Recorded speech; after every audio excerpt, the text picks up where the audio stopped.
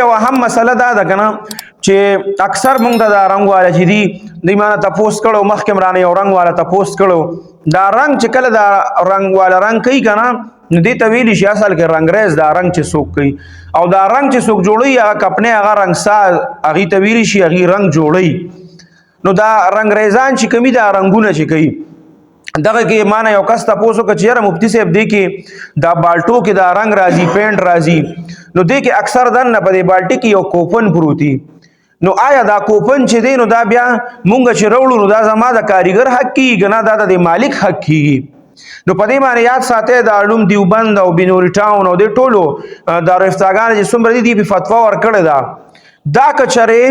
دا پینټ او دا رنگ دا د مالک په پیسو باندې راوړي کنه نو دا ګور بیا د کاریګر نه کیږي دا اکثر کاریګر ځان له جیب کې واچي او کاریګر زورم دیتا کوي چې یاره دا پینټ راواخله منو دی کې ماته 900 روپے 300 روپے یا 0 روپے هغه ماته پکې کوپن راوخیږي نو هغه به زما شي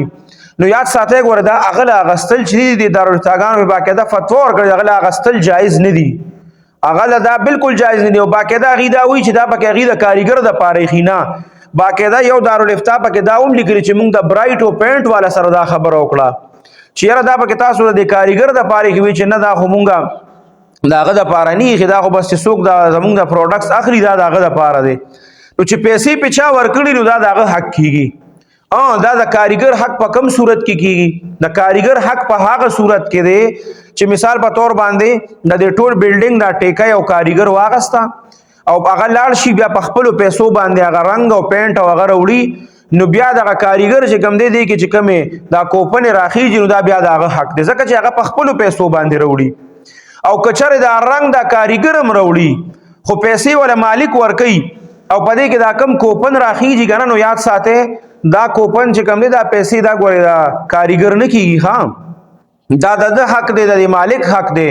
نو ډیر کاریګر دا سړي چې دا خوي چې موږ حلاله مزدوري کوو خو دا کوپن او دا پیسې اکثر په جیب کې واچي نو دې سره د دی هغه پیسې او غار څه چی ګوري هغه اکثر دا په معنی دا ناجایز او تویل دارالفتاګانو نو ځان لا په غار څه خراب کی نو دې ډیر احتیاط کوي دا کاریګر